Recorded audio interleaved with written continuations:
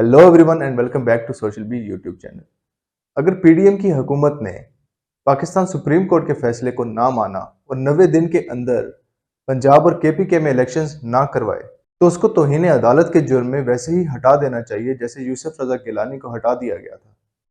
ये बात वैसे तो एतजाज अहसन समेत बहुत से कानूनी माहिरीन कर रहे हैं, मगर जब ये बात भारत के रिटायर्ड जस्टिस मार्कंडे काटजू ने की तो उनको इंटरनेशनली बहुत ज़्यादा अहमियत मिली। वैसे तो जस्टिस मार्कंडे पाकिस्तान और इंडिया की सियासत पर अक्सर ट्वीट करके अपनी माहिराना राय देते रहते हैं, मगर हालिया दिनों में पाकिस्तान इलेक्शन कमीशन की जानिब से पंजाब और केपीके के इलेक्शन पोस्टपोन करने के ऐलान के बाद उनकी कुछ ट्वीट्स वायरल हो गईं। उनकी ट्वीट्स ने पाकिस्तानी अवाम में उनकी मकबूलियत को बहुत बढ़ा दिया और हर कोई ये जानने के लिए बेताब हो गया कि ये बंदा कौन है। जस्टिस मार्कंडे 1946 में लखनऊ में एक वकील घराने में पैदा हुए। उनके वालिद एक जज होने के साथ साथ इंडियन नेशनल कांग्रेस से जुड़े एक सियासतदान भी थे जो उत्तर प्रदेश असेंबली के रुकन भी मुंतखब हुए थे। उनके दादा भी फ्रीडम फाइटर थे और ओडिशा और वेस्ट बंगाल के गवर्नर के तौर पर काम कर चुके थे। जस्टिस मार्कंडे काटजू 20 साल तक इंडिया में वकील के तौर पर काम करते रहे। उसके बाद 20 साल तक उन्होंने इंडियन सुप्रीम कोर्ट में जज के तौर पर भी काम किया। इसके अलावा वो प्रेस काउंसिल ऑफ इंडिया के फॉर्मर चेयरपर्सन के तौर पर भी काम कर चुके हैं। वो इंडिया रीयूनिफिकेशन एसोसिएशन के पैटर्न भी हैं जिसका मकसद पाकिस्तान, इंडिया और बांग्लादेश को दोबारा मिलाकर एक मुल्क बनाना है। उनका शुमार इंडिया के उन लोगों में होता है जो अखंड भारत के मानने वाले हैं, जो आज भी इस बात पर कायम है कि पाकिस्तान और इंडिया एक ही मुल्क है और 1947 को होने वाली तकसीम अंग्रेज सरकार का गलत फैसला था और एक न एक दिन ये दोनों मुल्क एक हो जाएंगे।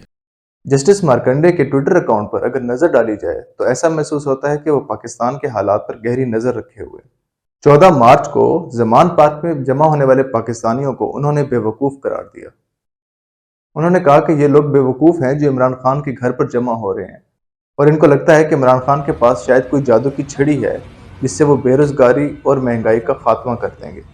21 मार्च को उन्होंने पाकिस्तान के हालात को देखते हुए मार्शल लॉ की पेशेनगोई कर दी। 28 मार्च को अपने ट्विटर अकाउंट से पाकिस्तान के कॉन्स्टिट्यूशन को मजाक करार दे दिया और 29 मार्च को तो उन्होंने पाकिस्तानी अवाम को पीडीएम और इलेक्शन कमीशन के घेराव का मशवरा तक दे दिया और उनकी गैरत को ताना देते हुए कहा कि अगर पाकिस्तानी अवाम ऐसा ना कर सकें तो आइंदा खुद को मर्द ना कहें। 30 मार्च को सुप्रीम कोर्ट के फैसले के बाद पीडीएम की जमातों की जानिब से उसको तस्लीम ना करने पर उन्होंने इस वाक़े को बिल्कुल ऐसा करार दिया जैसे फुटबॉल के मैच के दौरान रेफरी के फैसले को मानने से इनकार करना होता है। 31 मार्च को तो उन्होंने कॉन्स्टिट्यूशन की हिफाजत ना कर सकने पर पाकिस्तान सुप्रीम कोर्ट में तालील लगाने का मशवरा दे दिया, जबकि 2 अप्रैल को उन्होंने नवाज शरीफ और मरीम नवाज को आइन तोड़ने पर उम्र कैद की सजा तक सुना डाली। सुप्रीम कोर्ट की कार्रवाई के हवाले से भी वो चुप ना बैठे और उनका कहना था कि जब आइन में 90 दिन में इलेक्शन करवाना क्लियर है तो सुप्रीम कोर्ट इस फैसले को करने में 4 दिन से ड्रामा क्यों कर रहा है। फिर 4 अप्रैल को जब सुप्रीम कोर्ट का 90 दिन में इलेक्शन करवाने का फैसला सामने आया तो उन्होंने अपने ट्वीट में पाकिस्तान सुप्रीम कोर्ट जिंदाबाद का नारा बुलंद कर दिया। अपने एक कॉलम में सुप्रीम कोर्ट के फैसले के बाद उनका कहना था कि सुप्रीम कोर्ट में पीडीएम की हार के बाद मरीम नवाज की हालत बिल्कुल वैसी ही हो गई है जैसे खसियानी बिल्ली खंबा नोचे। सियासत.pk को दिए गए एक इंटरव्यू में उन्होंने कहा कि उनको पाकिस्तान की पॉलिटिक्स से कोई दिलचस्पी नहीं है, मगर उनका ताल्लुक लीगल इश्यूज से जरूर है और वो इस बात को मानते हैं कि पाकिस्तान के आइन के आर्टिकल 242 के क्लॉज 2 में यह बात साफ जाहिर है कि 90 दिन के अंदर इलेक्शन करवाने हैं चाहे कैसी भी सिचुएशन।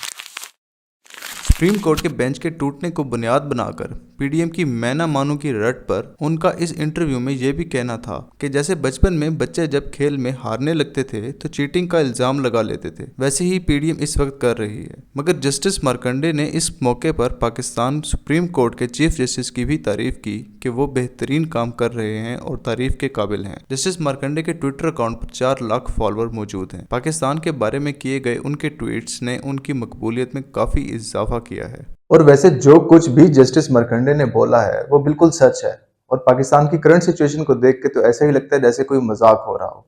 आप भी कमेंट सेक्शन में अपनी राय से जरूर आगाह कीजिएगा और हमारे चैनल को सब्सक्राइब करना ना भूलिएगा। See you in the next video.